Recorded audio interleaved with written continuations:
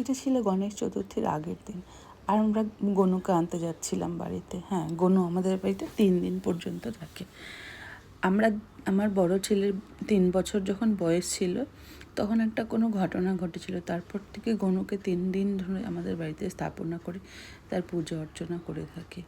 এটা আমাদের local market, গাজুয়াকা market. এটা বিশাখাপত্তনম গাজুয়াকা। আর দেখুন বাজারে আসতেই এই ঠাকুরগুলো দেখে মন পুরো ভরে গেল। খুব সুন্দর সুন্দর। তবে আমরা খুব ছোট্ট একটা মূর্তি নিয়ে যাব, মাটির তৈরি। কারণ আমাদের বাড়িতে সারা বছর একটা পিতলের মূর্তি স্থাপন করা আছে, ওটাকে আমরা পুজো করে ওকে বসিয়ে সামনে এনাকে বসাবো।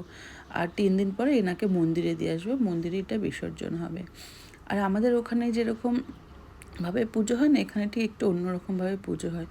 তবে হ্যাঁ, আমাদের এখানে যেরকম পাড়ায় পাড়ায় সরস্বতী পুজো হয়, বাড়ি বাড়িতে হয়, ঠিক সেরকম এখানে সকলের বাড়িতে গণেশ পুজো হয়। আর পাড়ার মোড়ে মোড়েও পুজো হয়। সব আপনাদেরকে দেখাবো আর শেয়ারও করব।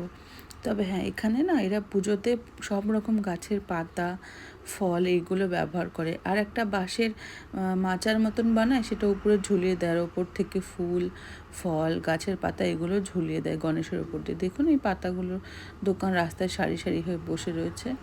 আর সন্ধেবেলা থেকে এত বৃষ্টি হচ্ছিল যে সন্ধ্যাবেলা বেরোতেই পারিনি বাজার করতে। এখন প্রায় 10:30 বেজে গেছে, তবুও বাজারে প্রচুর ভিড়, প্রচুর। এই যে মাচাগুলো বলেছিলাম না, ওই যে সেই মাচা। আর দেখুন মূর্তিগুলো, আর এই মূর্তিটাকে দেখে আমার মনটা তো ভরেই গেছিলো। আর আমি দেখেই যাচ্ছিলাম, সমানে দেখেই যাচ্ছিলাম। এত সুন্দর মূর্তিটা, মনটা ভরে গেল দেখে। তো যাই হোক, আমাদের মূর্তি না হয়ে গেছে, তো আজকে আপনাদের আর দেখাবো না, কাল একবারে